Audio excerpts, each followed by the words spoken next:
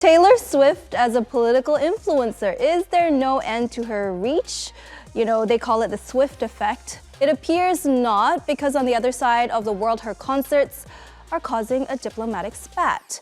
Well, if you have friends in Southeast Asia, your social media feed may currently look like this.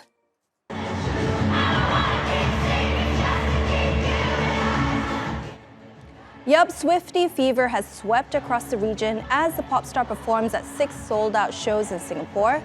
While the fans say it's certainly a night that they'll remember all too well, Singapore's neighbours seem to have some bad blood over the city-state exclusive rights to Swift's concerts in the region. Adam spills the sweet tea, excuse the Taylor Swift pun, from Singapore.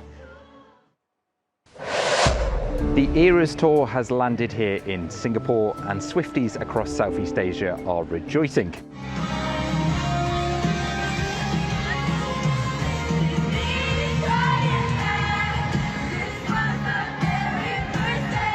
This is the only place in the region to see her perform, and that has led to some very unhappy neighbours. It all started when the Thai Prime Minister claimed that Singapore had struck a deal with Taylor Swift to perform exclusively in Singapore and no other ASEAN countries. He even claimed the deal was worth 3 million Singapore dollars a show. Now, some people praised Singapore for this, saying it was a good bit of business and ensuring that fans would flock here from across Asia. Others thought it was a little bit more arrogant, and one lawmaker in the Philippines said this is not what good neighbours do. It soon all turned into a war of words, with Singapore's former permanent representative to the United Nations using his Facebook account to accuse other countries of sour grapes. He said, "I am not a fan of Taylor Swift, but many in Southeast Asia are fans, and our deal with her will be worth millions more than what was paid to secure exclusive rights. That's good business."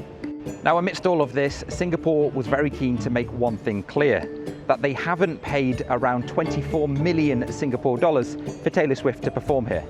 Singapore Minister Edwin Tong told local media that the fee is nowhere as high as what was being reported, with Channel News Asia reporting that the figure is closer to 2 to 3 million US dollars in total for all 6 shows. The Singapore Prime Minister was even asked about it. Here's what he said. Our agencies negotiated an arrangement with her to come to Singapore and perform, and to make Singapore her only stop in Southeast Asia. And there was a certain incentives provided to her, and so it has turned out to be a very successful arrangement. I don't see that as being unfriendly. Sometimes one country makes a deal, sometimes another country does. So a deal was done. Taylor Swift continues to perform every night at the National Stadium, and Singapore now wants its neighbours to shake it off.